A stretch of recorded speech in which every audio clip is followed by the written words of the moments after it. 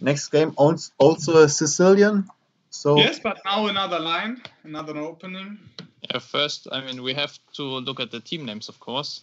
This time, they're not quite as special as the previous ones were, but on the white side, we have Mekumku playing for the Unstoppable Candidates. Mm-hmm.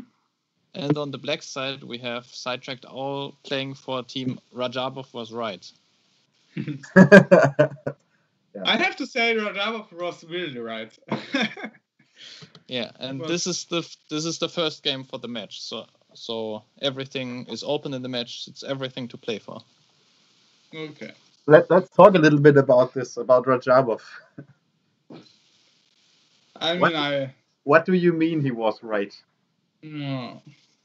Let's probably not go on to such a long tangent, maybe.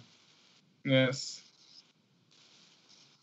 And he knew that it will come like it came, but the FIDE said no, we will play, and he doesn't want to play, and then after the half of the tournament they said, oh, Rajabov was right, that's okay, now he doesn't.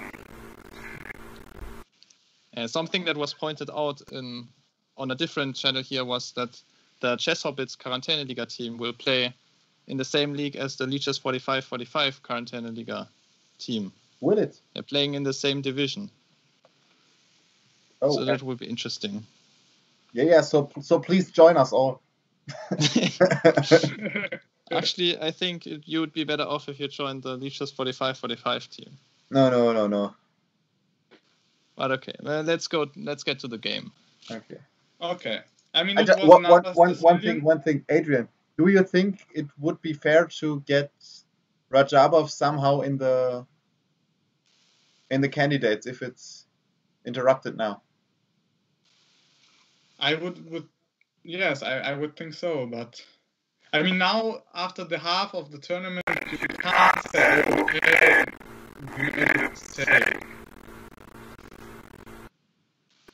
Yeah, you also hear it. Yes. Okay.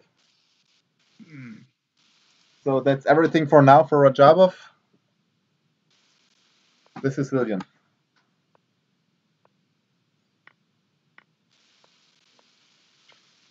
Okay, this is the Sveshnikov. And here knight b3 is not a good move, I think. It's too passive. Here the right spot for the knight is knight b5. And there the main line is to play d6. Now bishop g5. Also you can play here knight d5, but okay, it's another line. Bishop g5 is the main line. Now a6, knight a3, b5, threatening b4. Now you jump to the center with the knight. The knight is pinned, bishop e7, and then, okay, I mean, after takes, and now c4, c3, both moves are possible. But, okay, I mean, that's the main line, and here, normally, on high level, the game gets to begin, okay? Yeah. Let's keep it like that, I think. Yes. Let's just say there are very, very long lines here. So, okay. Yes. Okay, I mean, in the game, knight b3, it's not a really good spot for the knight, but okay. Bishop b4, bishop d2, and now, I don't know, I would like to play here bishop g5 with white, because here black can take the e4 pawn. I don't know if it's good, but with white, bishop g5 should be the better move. Yeah, you can also just castle if you don't want to take it, isn't it? Yes, of course. And then maybe somehow d5 immediately. Okay, d5, isn't this one hanging? Oh no, b4 is protected. I thought you protected often enough. Yeah, I thought you would have to take here and then yes. No, I want to take back on d5. Simply take back. Okay, this. Oh, I take back on b5, on b4. Oh, before, okay. Yeah, but okay, I think this should be equal here.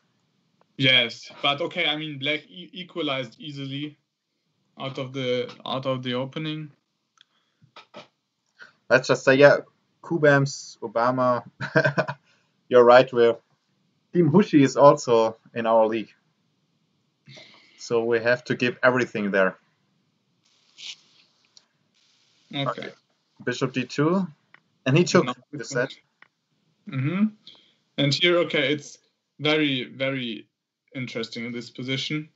Here maybe d5 is an idea, but Okay. After d5, queen takes g7. Okay, white will get an advantage because after queen f6, we can simply take and have the bishop pair. It's a slight advantage because black has the center, but okay, maybe I would like the position with white. Yeah, if you can somehow manage to get this center, you can change the pawns with c3, or so maybe let's just look for this c3, and then if you can change these pawns, the bishop pair becomes even stronger because it's more place, or maybe you can somehow get your pieces in here, knight c4, knight e, and knight c5, knight e4, and if these pawns are blocked there, could be also weak, but okay, I think we shouldn't go too deep in this position. It should be a small advantage for white. Yes. Another opportunity is to take on c3, and here I think it's very interesting to take on g7. Of course, white can simply take back and has a playable position maybe, but yeah, but he's a pawn down, and yes, but okay, maybe okay. I want to take on g7,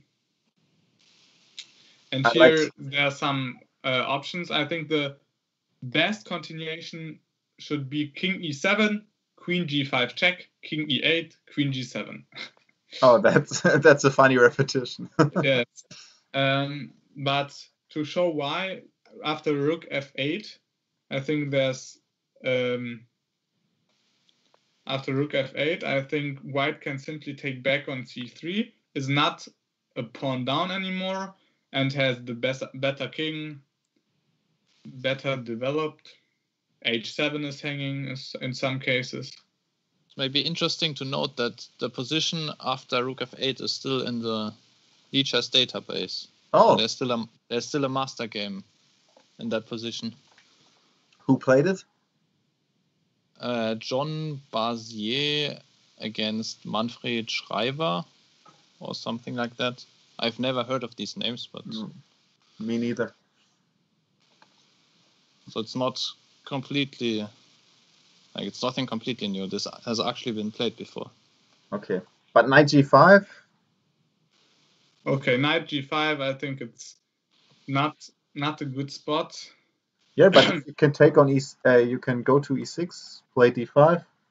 Yes, but with the bishop pair, I think white should have good compensation, really good compensation. Yeah, but okay, if you see it from the black side here, your king is not that weak now. So yes, of course. Okay, I mean, but I think I would have go for d5. Maybe I would have go for d5, but okay, knight g5 is maybe okay. And of course, another opportunity should be knight f6. And then after queen takes g7, we have every time rook g8. Oh, here knight f6. Yes. And then take rook g8, and then probably go d4, d5, Yeah. d4. Yeah, okay. The question is it good for black to hold the queens on the board? But yeah. Okay, very, very complicated. I don't understand this position so well, but okay. And I think here f4 is the most precise move because it opens up the diagonal for the bishop on c3. Okay, you can't just say, okay, I play knight e6 because probably f5 could be good here. Or simply take on e5. Okay, yes, e5 is also hanging. That's right. But f5 is another idea.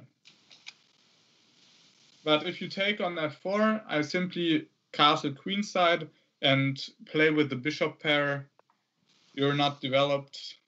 And after bishop c4 or maybe bishop d3, I have very, very good counterplay with my bishop pair. You're undeveloped. Your knight on d5 is... Bishop c4, what do you do after d5? Maybe I can... I mean, d5 is pinned. Yes, yeah, but I want to play bishop e6 and say, okay, now I'm developed. Okay. Yeah, so the database game in this position goes queen takes f4. In this position, there's also a database. Yeah, of course. It's Lothar Bierzer against some other name, which I don't know how to pronounce. But they are, quote-unquote, only 2200 players. So it's not a Grandmaster game or anything. Yeah, but also... But where do your knight go after h4 or something? I think he played 13 knight e6 instead of bishop e6. Ah, knight e6. Okay. Attacking the queen. Attacking the queen, but now... maybe playing d4 then. But okay, I mean... Yeah, okay. d4 is hanging. Yeah, but if I can change your bishop on c3 and play queen a5... Okay. Yeah, but you're right. White should not be in that big trouble here. I mean, white is probably better here, but it's not over. Like black can still fight. Yes. Okay, f4, but the idea I liked. He played h4, you said? Yes, h4. I would say h4 is another opportunity. I mean, okay, f4 is a little better, but... Couldn't you also hear this? Yes, a bit, but...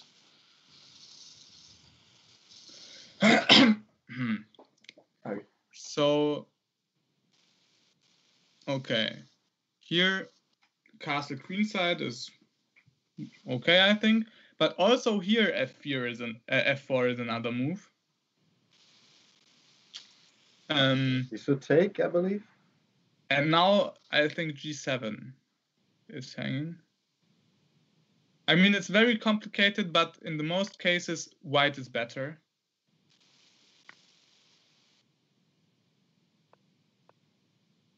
Okay, yeah, this looks... Okay, e5 also hanging now? Yes. So you're one pawn down, isn't it? Yes, one pawn, but e5 is hanging, h7 is hanging. I have the bishop pair. I wanted to point out that it's just one pawn. It's not... Yeah, okay. Yes. Sorry. Okay. He castled immediately. Queen f6. f3. Okay, and here f3 is, I think, a bad move. Why? White should have played queen g3, because now the queen on g4 is misplaced. I mean, on g3, she can go to d3 maybe, g7, e5 are weak pawns. Okay, and but in both lines, black changed the queens. So where's the difference? I mean, here you said, okay, he exchanged, and in the game f3 they exchanged, they changed also. So where's the difference? f3 is weakening a little bit the pawn structure on the king side. I don't know the reason of exactly, but okay, let's just maybe because of the bishop. I mean, in the other line, white wants to play g3 and then maybe play bishop g2 or bishop h3. And in cases of playing bishop g2, then f3 is not a good spot for the pawn.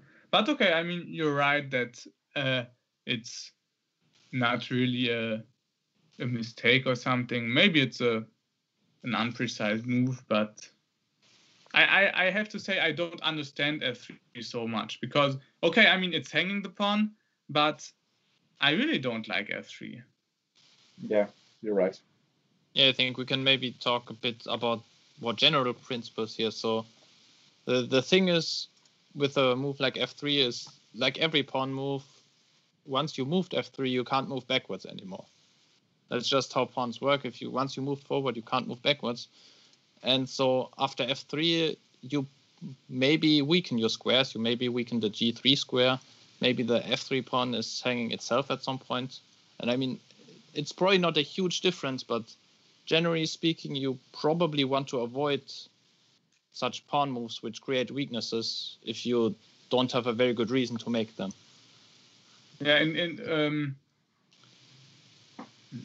Yeah, even with the bishop pair, maybe you want to say, okay, I want to go bishop f3 later, and like Ködem said, you can't move your pawn back, so maybe it should be better to say, okay, I'll wait, maybe I can also play later f3, and now I just wait, maybe I want to take, like I said, the bishop on f3. Yeah, especially against the knight pair. I mean, f3, with the knight who can get to g3 or f4. One moment, King Marches pointed out, is bishop b4 a possibility instead of f3? Okay, I don't like to exchange this bishop. Okay, probably the idea was, if we do it like in the game, we can play bishop d6 here, and here the bishop is very strong. But I think maybe h5 is an idea. I think you just take the bishop. Yeah, you just take it and of play. Course, it's an opportunity. And play queen f4, I think. And this should be very good for black. So white doesn't have the bishop pair anymore. Yes, and just one pawn down. But I like the idea of activating your bishop or putting him on d6. Or I think that was the idea of King Marcher. Yes, of course. But I believe in this line it's not working here. For example, this reason. Maybe h5 was also... Who said it? Okay, but after h5, queen c4, it's... Okay, you can again just play the line. Go to this line, yes. Now the question was h5 a good move or a bad move? Okay. Okay, well, let's not talk about if h5 better here. I think in general, black tries to half the double pair. The bishop pair, sorry. Double pair. First stream in English. So white does not have any compensation for the pawn here, I think. Maybe a little bit, but surely not enough. Okay. Let's go to the game again. Yes. F3, queen f4 takes, knight takes. G3 and h5 I liked. Yes, I also. But now I didn't understand why not h6. H6. I mean, if you played h4, h5, then I think it's, yes, you should play h6.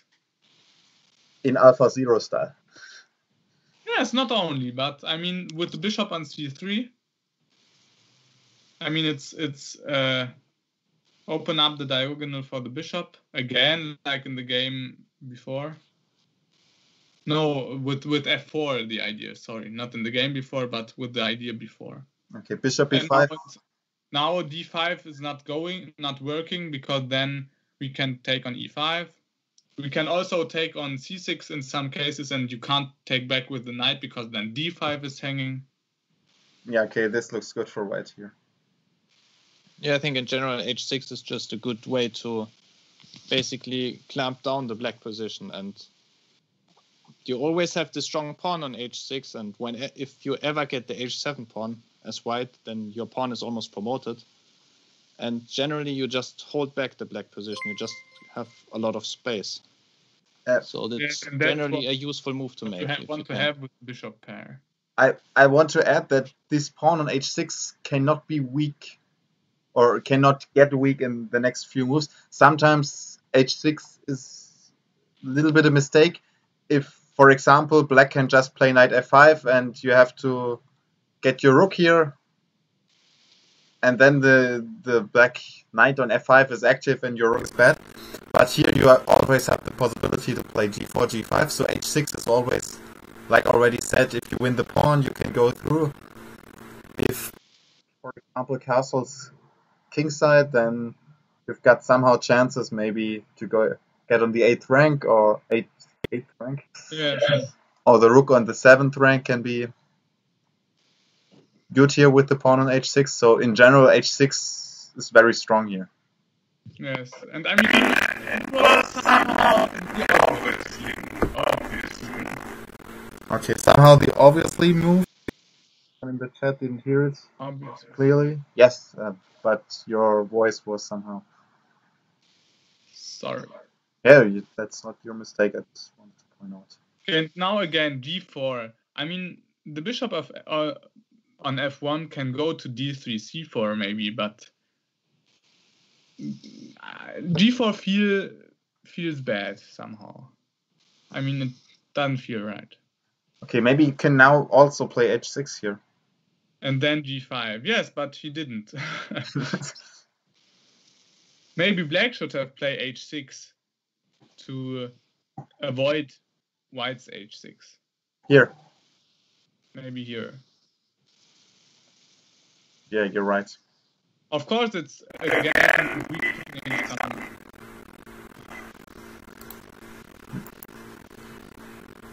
some squares. g6 maybe now weak. You can go with g5, g6 in some cases, but yeah, okay. We just wanted to say that the main move you should look for here with white is h6 too. This should make your bishop on c3 even better. Yes. Okay, b6, bishop d3, bishop b7, bishop e4, castle kingside, rook d6. I like rook d6. Yes, me too. Avoiding d5 to get black full developed. Now rook h d1, and now the move I was thinking about was knight d4, with the idea to win the d6 rook. If you take on d4, then I take the rook, but it's not working because of bishop b4 check. Okay, maybe also knight f5 check, isn't it? Yes, but okay, after knight f5, I have maybe king e6. I think the most easy. Yes, but after bishop b4, it's much easier. Okay. Okay, much easier. I mean, it's and now after king c7, knight b5 check. Every piece is in the game. I will win the e7 knight. Maybe I will win the b7 bishop. Okay, for example, king c. Oh, these are some critical lines. If king c7, okay, king c8, you also get the bishop. And now the rook is attacked. Oh, yeah, sorry, yes. The rook and the knight are, and bishop d6 also a big threat. Yes. And if you go, it's completely game over. If you go king b8, know that this idea doesn't work. Yeah, you're right. Okay, I mean, we don't have to take a look for this variation. You pointed out the idea of from black to cut the two rooks and just attacking the rook on d6. That's in many positions there. You should watch for this. Yes. But here it's just not working. Okay, knight c8, rook 62, b6, a4. a4 is an interesting move, I have to say, because on the king side it's not so easy to get through, and now with a4 prepares a5 and then creating some weaknesses on the queen side. I liked a4, I have to say. The idea of two weaknesses. Yes. So you say, okay, later. I mean, d6 could be a weakness, but with the bishop pair, we want to open up the position. And with a5, if you take, for example, then I can take back. There's one more change, maybe with the bishop on a4, then after knight b6, the knight is pinned, maybe c4, c5 or something. There's, yeah, maybe some ideas. Yeah, but if a4, I think it's a good move. If you I create think two, just on general grounds, it's just a very useful move. yes, like Yes, I mean, you don't have to play a5, but a4, protecting the b5 square, maybe it could be important. yeah, and maybe also later you have, okay, you say, okay, maybe I can play later f4 to attack the king side, and now I also have the possibility to somehow attack the queen side. So maybe at some point of the game, I don't know how it ended, black just has too many weaknesses, too many opportunities for white to attack.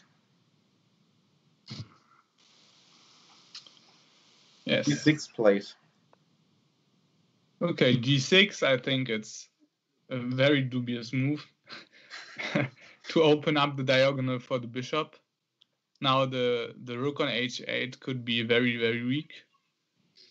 And here instead, black should have activated his knight on c8. It was useful to play knight c8 to kick the rook away, but now the knight on c8 is useless and now activated. But also white has the possibility here to play h6, hasn't he? Of course, but I mean, it's in the whole position. Here maybe we can take, maybe we can play g5 to avoid f4.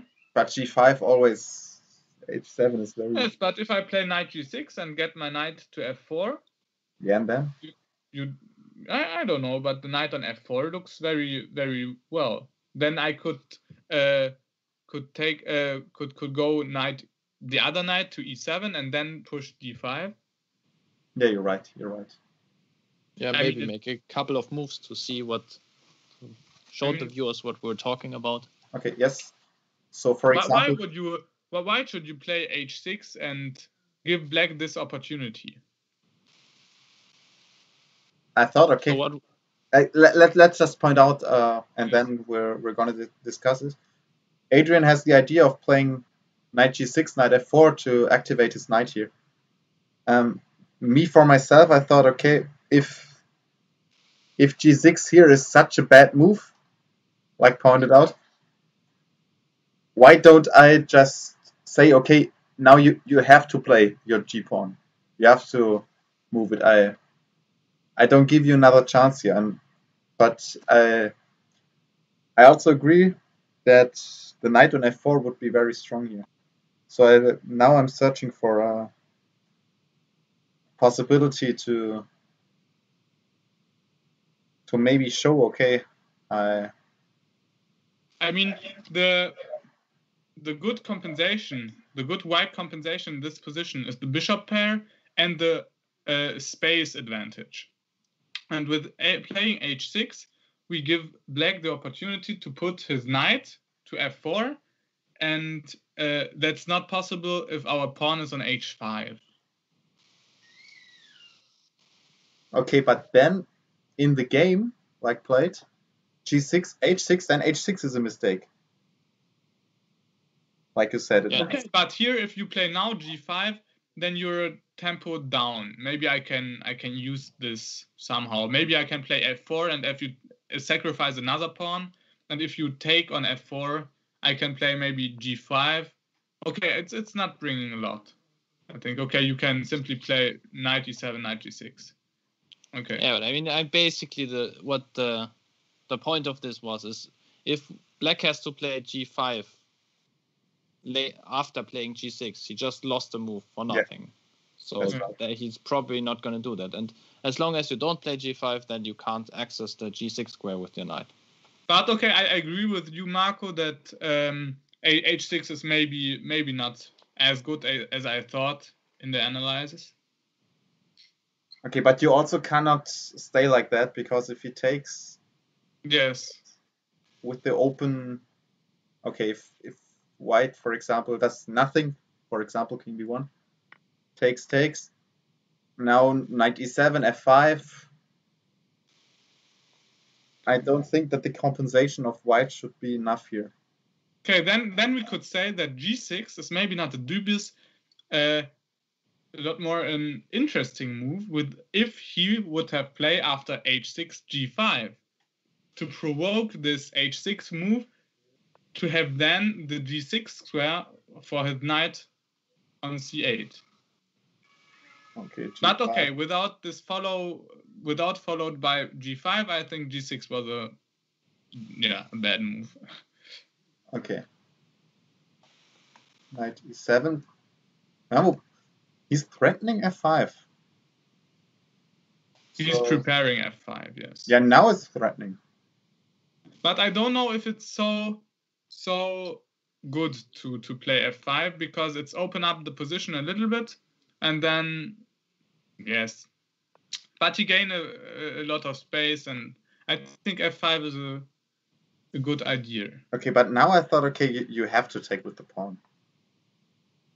Play rook g8. I like this position for black.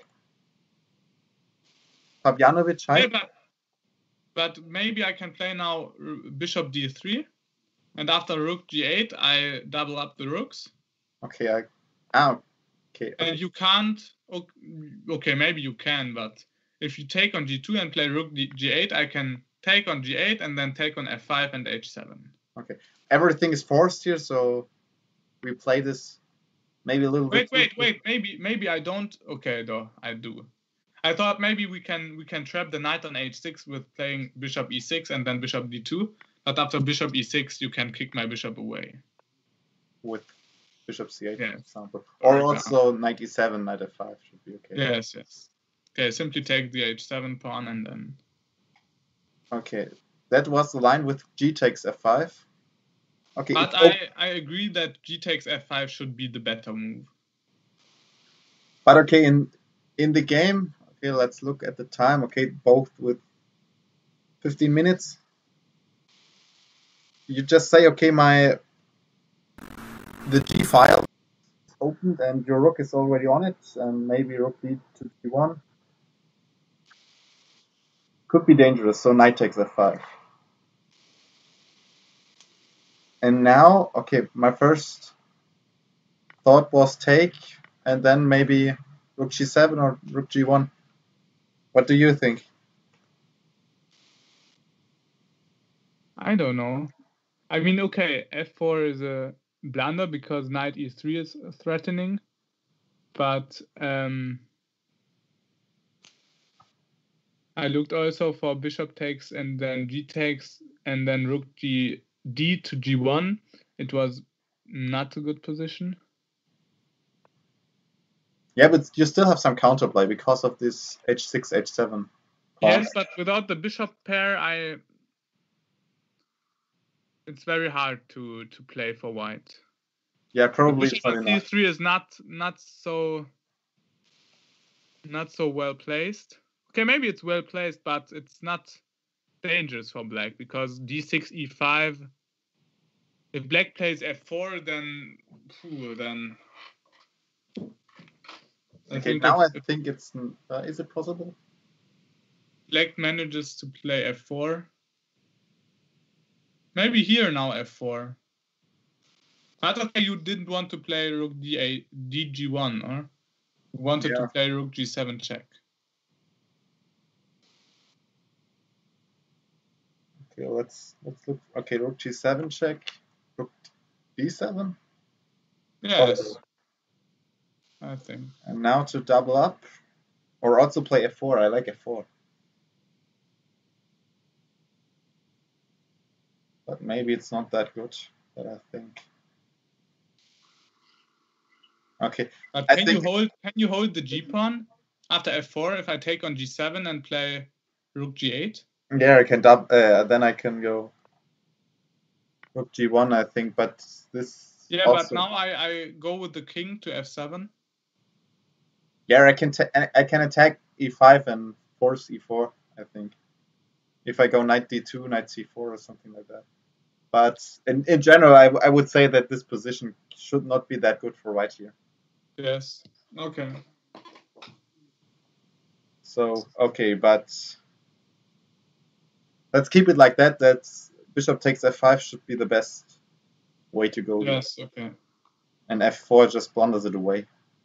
Yeah, so now I have to say the technique in the next 10, 15 moves was brilliant from black. And then he began to play, I don't know. Okay, you will see. Okay, takes. And here forces some changes. F takes e5, knight takes, bishop takes, king takes. Now he wants to play d5 somehow. Rook d7 is good. Knight e6 is threatening. Knight b5. Rook fd8. Attacking the pawn, but he now pushing the d pawn. Knight c6, pushing the d pawn. d4. Bishop is going away. d3. Okay. Just not letting anything work for white here. And now pushing the g pawn was also good, I think. d2, I don't like that much, I have to say. Yes, it could be weak. I also think now somehow rook maybe not to e2, maybe to e6, and then collect the h pawn. Yeah, maybe but rook g8 and then rook g6. Also possible. I like the idea to let maybe the rook on the second rank here. But with d2, you just say, okay, I won't do this. What do you say to the idea to activate our knight on e7, f5, also possible? I thought about knight a5, but after b4, I think it got trapped. Yeah, I think our knight belongs to the king side. Yes, okay, you're right. But I mean, also black is a pawn and an exchange up, and should somehow manage to win this. Yes. But okay, black showed us how it could work, but then didn't finish, and then he get punished. Okay, rook f3, activating his rook, activating the knight. But now d2 is falling, and okay. You lost the d2, you won the h6, but somehow white gets active now. Some forced moves. Knight c4, the rook has to move, and now I think it's not that easy. It still should be won probably easily, but okay, if you move your knight, the pawn on h7 is hanging, so maybe you have to play rook f7 or something like that, and then move your knight. But now I learn, okay, now I see, okay, maybe this could get bad for.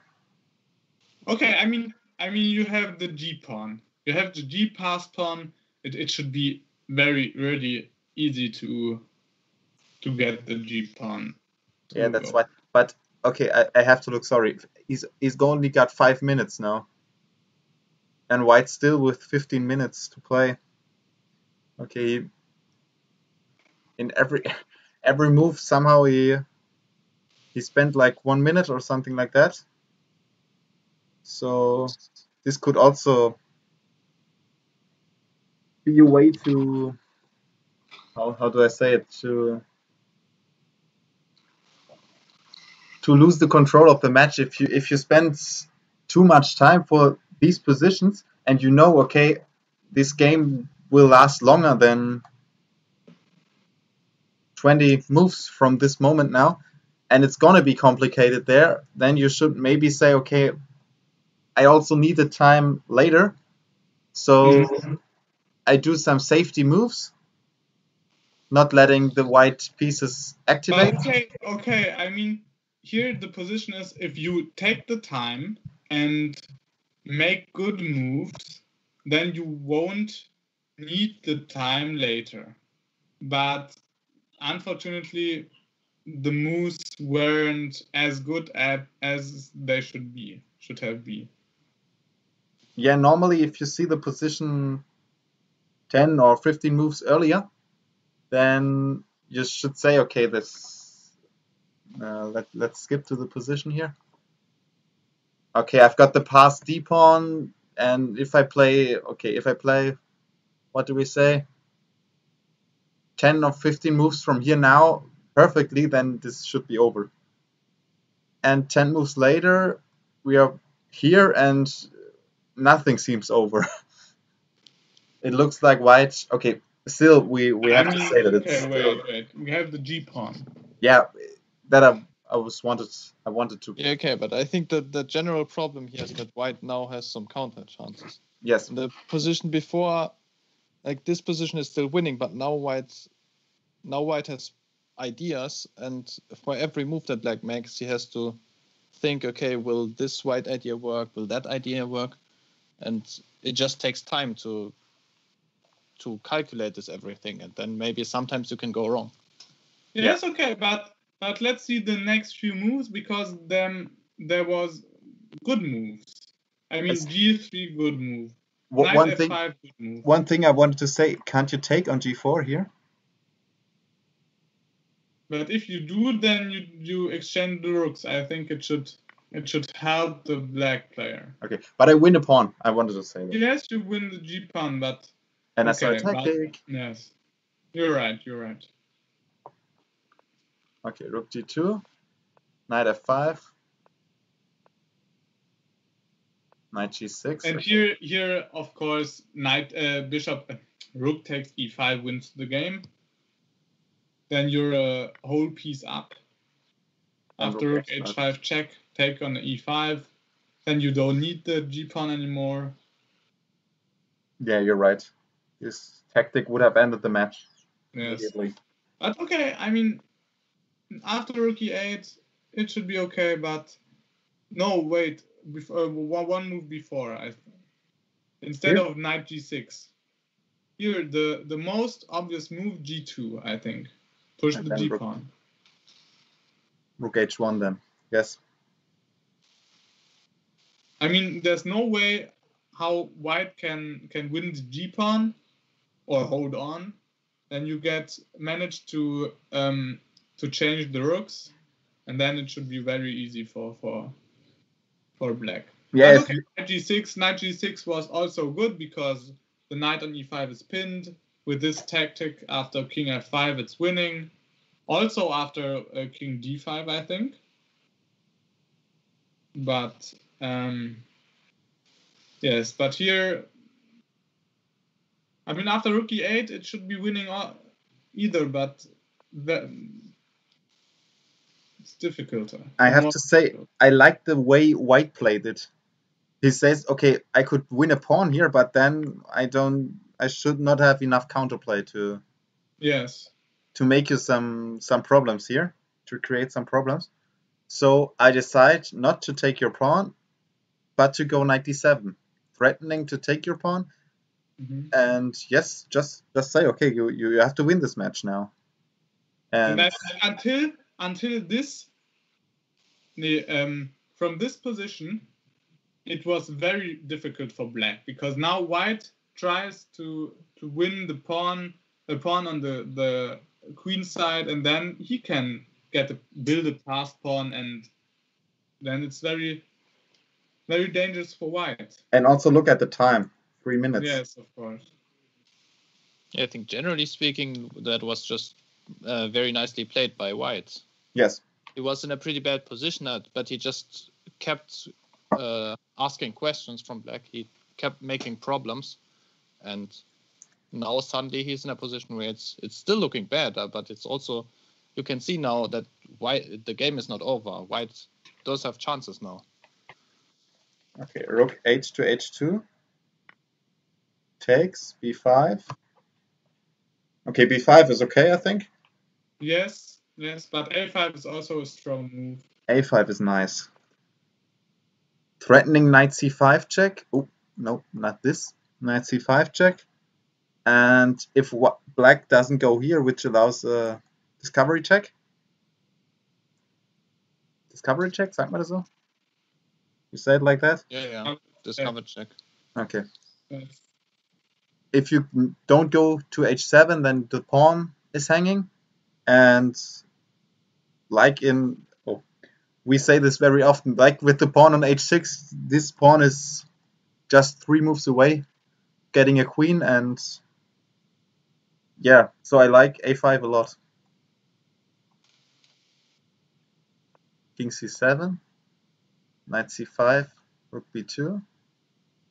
Oh, now it's falling with check, so you can go back and save b3. Here I think knight d3, or maybe one move later. Okay, a6, rook a2. And now knight d3 is a very strong move because it's threatening knight b4 check with the fork, but the rook on a2 has to protect the rook on h2, but also the a pawn.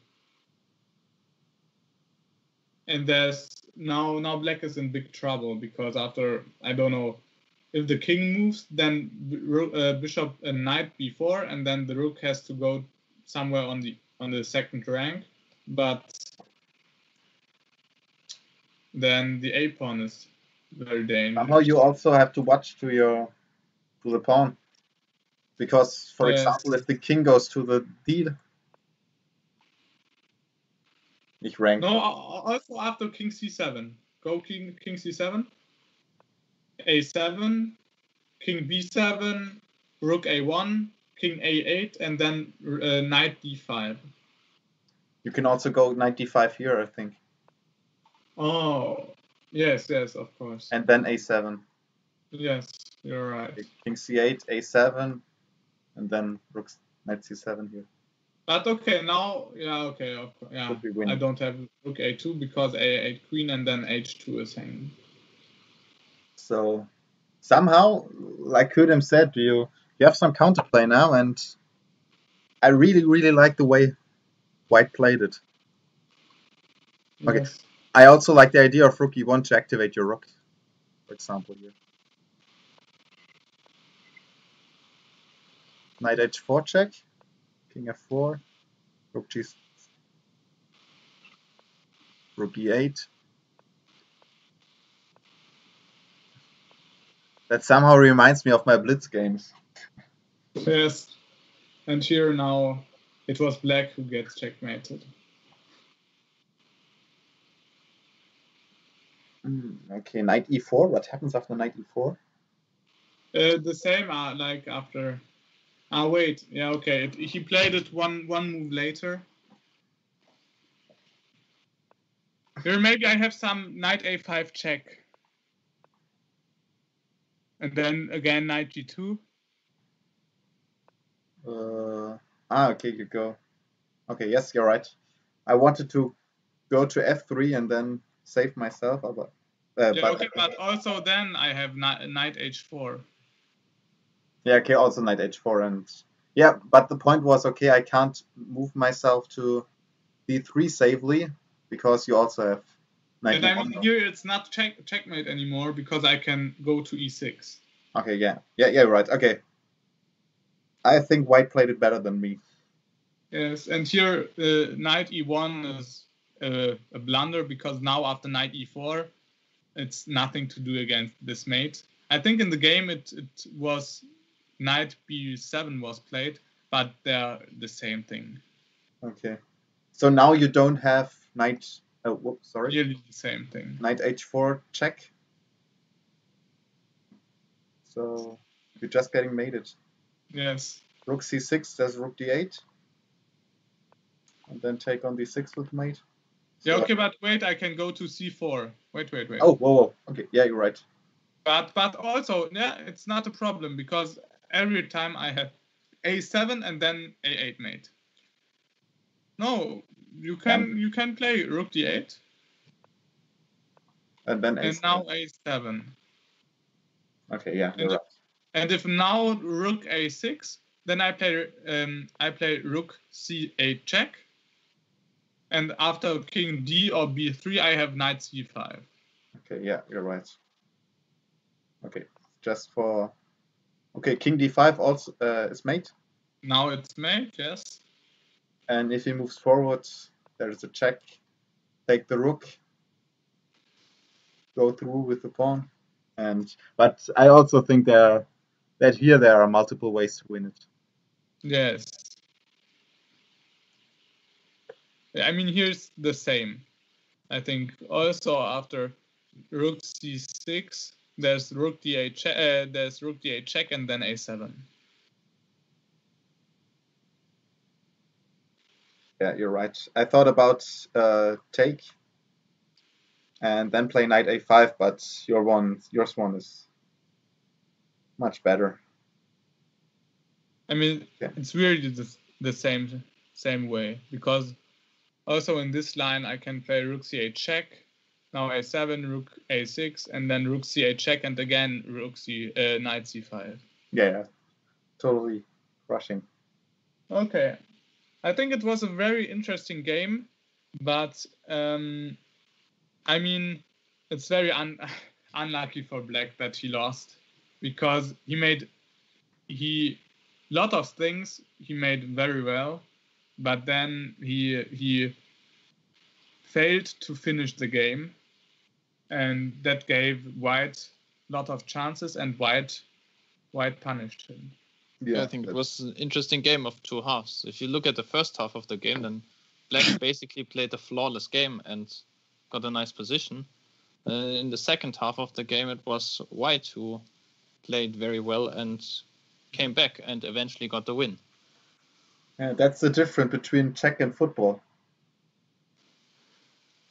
If you play a good half in football, then you can say, okay, the second half is not that important, but not in check, not in chess. Okay, maybe there are some more differences, but okay.